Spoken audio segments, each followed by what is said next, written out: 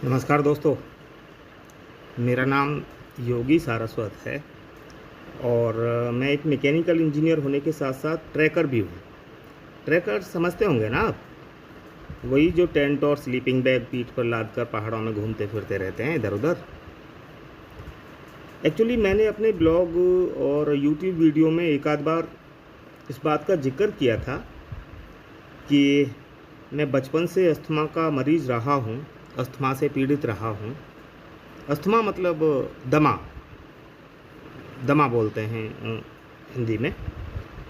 तो मेरी बात सुन के कई मित्रों की क्वेरी आने लगी कि अस्थमा पीड़ित होते हुए भी आप इतनी अधिक हाइट वाली ट्रैकिंग कैसे कर पाते हैं, और क्या अस्थमा से पीड़ित व्यक्ति भी ट्रैकिंग पर जा सकता है। इस तरह के कई सवाल आए और अब भी आते रहते हैं। तो मुझे लगा कि मुझे अपने एक्सपीरियंस को आप लोगों के साथ शेयर करना चाहिए, जिससे मेरी बात आप लोगों तक पहुंच सके। स्क्रीन पे बायोस्कोप की तरह मेरी तस्वीरें देखते जाइए, जो जो ट्रैक मैंने किए हैं, और मैं अपनी बात कहता जाऊंगा तो बेहतर रहेगा, क्योंकि आपका मन भी लगा रहेगा और आपको ये भी पता चलेगा कि हाँ, मैंने ट्रैकिंग कहाँ कहाँ की हुई है। ओके।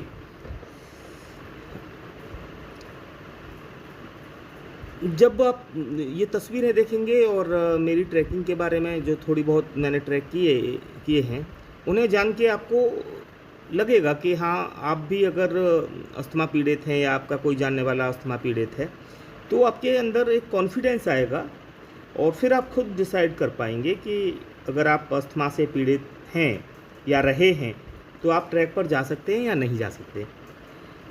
अगर मुझसे पूछेंगे तो मैं कहूँगा हाँ, बिल्कुल जा सकते हैं। अगर आप जाना चाहते हैं तो, और आपने जाने का पक्का कर लिया है, डिसाइड कर लिया है, तो आप जा भी सकते हैं और बिना किसी मेजर प्रॉब्लम के पूरा भी कर लेंगे। ऐसे कोई भी कितना भी बड़ा एक्सपीरियंस ट्रैकर हो, कुछ न कुछ प्रॉब्लम्स आती ही रहती हैं। माइनर प्रॉब्लम्स आ सकती हैं, मेजर प्रॉब्लम आ सकती हैं, लेकिन इस तरह से नहीं आएंगी। वो किसी के भी साथ हो सकता है, लेकिन पर्टिकुलरली अगर आप ऐसे कह रहे हैं कि आप अस्थमा पीड़ित हैं तो आपके साथ ही सब समस्याएं आएंगी, ऐसा बिल्कुल भी नहीं है। एक्चुअली ट्रैकिंग में जितना फिजिकल स्टेमिना चाहिए होता है, उतना ही आपको मेंटली भी प्रिपेयर्ड होना होता है, मेंटली भी इतना ही फिटनेस की ज़रूरत पड़ती है, क्योंकि नेक्स्ट स्टेप आपको नहीं पता होता किस तरह का होगा, क्या होगा। तो मेंटली एंड फिजिकली दोनों तरह की आपको फिटनेस की ज़रूरत पड़ती है ट्रैकिंग में। मैं ऐसा समझता हूँ कि इस दुनिया में सबसे बड़ी जो ताकत है, सबसे बड़ी जो स्टेमिना है, वो अपनी विल पावर है। अगर आपने डिसाइड कर लिया है कि आप जाएंगे और किसी ट्रैक को करके आएंगे, तो ऐसा ही होगा, डेफिनेटली ऐसा ही होगा।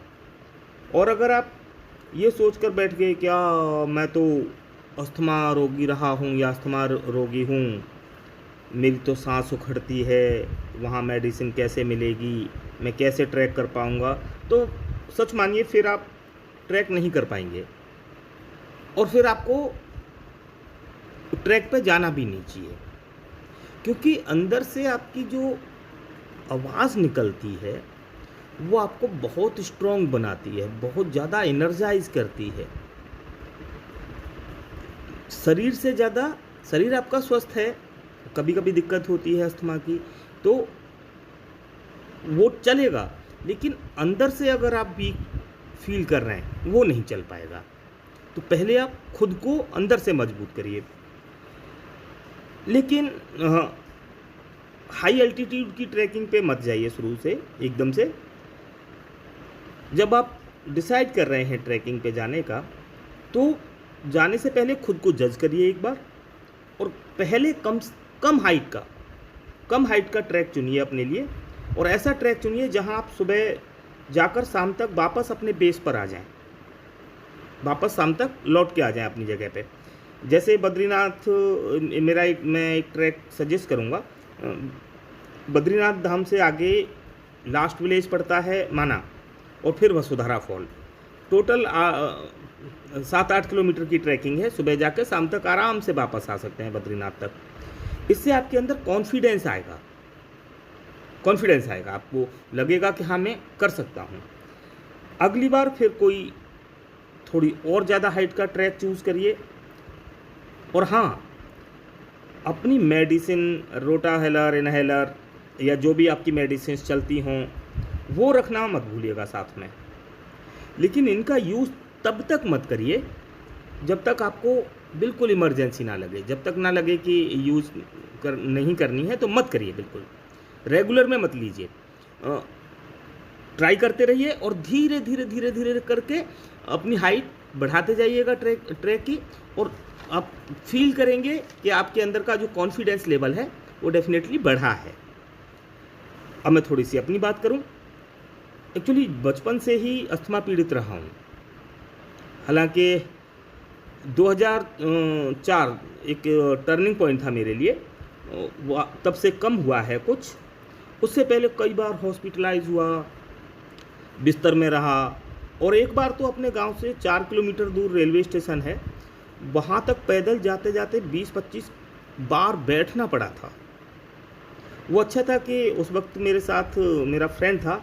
जब हम दोनों एलएमएल कानपुर में अप्रेंटिस के लिए जा रहे थे कानपुर, उस टाइम आप खुद से अंदाज़ा लगा सकते हैं कि एक 19-20 साल का यंग बॉय, उसके लिए ये सब चीज़ें कितनी मुश्किल होती होंगी, कितना मुश्किल रहा होगा उसके लिए।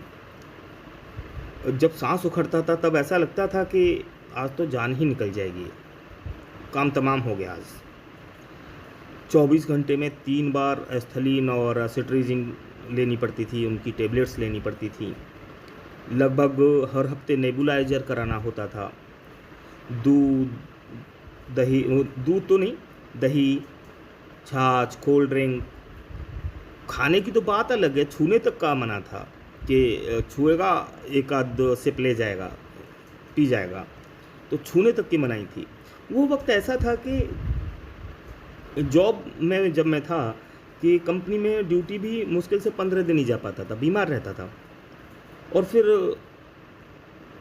अंततः होता क्या था कि या तो कंपनी की जॉब मुझे छोड़नी पड़ती थी, नहीं तो निकाल दिया जाता था। उस वक्त मतलब आप ये समझिए, पहाड़ों में जाने का मन करता था बहुत ज़्यादा, लेकिन सेहत साथ नहीं देती थी, इसलिए मन महसूस कर रह जाना पड़ता था। दूसरों के फ़ोटो देखता, बर्फ़ में लोगों को खेलते देखता, लेकिन चाह कर भी मैं वहाँ नहीं जा सकता था। शादी की उम्र हो रही थी, लेकिन अस्थमा कभी कभी सोचने पर मजबूर कर देता था कि मैरिड लाइफ सही रहेगी या नहीं। और ये साल था 2004, जब मुझे किसी ने योग करने को कहा और धीरे धीरे दवाइयाँ कम करते जाने को बोला। और ये मेरा टर्निंग पॉइंट था, मेरे ज़िंदगी का एक टर्निंग पॉइंट था। 6 महीने बीतते बीतते दवाइयाँ छूट गईं, सांस भी कंट्रोल होने लगा, और फिर अगले साल शादी भी हो गई। अभी आगे 2 बच्चों का पिता हूँ। शादी के 2 वर्ष बाद ही हमने ट्रैकिंग का जो मेरा सपना था उसे पूरा करने के लिए हेमकुंड साहिब पहुँच गए हम, वाइफ को लेके। लेकिन इस ट्रैकिंग पर जाते हुए सभी दवाइयाँ, रोटाहेलर, इनहेलर सब रख लिए थे सावधानी के लिए कि ज़रूरत पड़ेगी तो। हालांकि भगवान की कृपा से उनकी ज़रूरत नहीं पड़ी मुझे। और हमें हेमकुंड साहिब की बिल्कुल जानकारी नहीं थी। यहाँ ये बता दूँ आपको कि कहाँ है, किस तरह से जाना है, लेकिन बस जाना है, तो ये जो ज़रूरत की चीज़ें थी वो रख ली थी। अब आज जून 2021 है और अब तक मैं हेमकुंड साहिब, वसुधारा फॉल, सतोपंथ स्वर्गरोहिणी जो 4700 मीटर पे है, नंदी कुंड विनायक दर्रा वाला जो ट्रैक है वहाँ पे 5100 मीटर का दर्रा पार करना होता है, आदि कैलाश ओम पर्वत जो लगभग 5000 मीटर पे हैं, दुनिया की सबसे ऊंची धार्मिक यात्रा श्रीखंड तक भी मैं कर आया हूँ। तो ये चीज़ें मैं इसलिए बता रहा हूँ कि आपको लगेगा कि हाँ, अगर आप कभी अस्थमा से पीड़ित रहे हैं तो ऐसा नहीं है कि सब कुछ ख़त्म हो गया, आप ट्रैकिंग कर ही नहीं सकते, बिल्कुल कर सकते हैं। मुझे अपनी कहानी बताते हुए इसलिए ज़्यादा अच्छा लग रहा है कि अगर मैं किसी को ये कह सकता हूँ कि अगर आप अस्थमा पीड़ित हैं या रहे हैं तो आपको कोई भी इस तरह की समस्या नहीं होने की। लेकिन मेडिसिन रखना मत भूलिएगा, मेडिसिन जो भी रेगुलर रहती हैं आपकी वो ज़रूर रखिएगा। तो उम्मीद करता हूँ मित्रों कि मेरे अनुभव से आपकी उम्मीदों को भी पंख लगे होंगे और लगेंगे, और आप भी अपना जो ट्रैकिंग का सपना पाले हुए हैं वो ज़रूर पूरा करेंगे।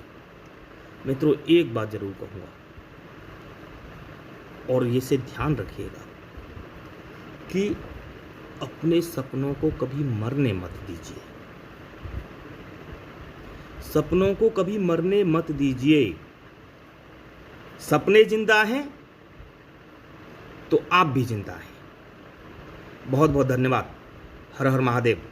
स्वस्थ रहिए, मस्त रहिए, प्रसन्न रहिए। मिलते हैं फिर जल्दी ही। धन्यवाद। Thank you.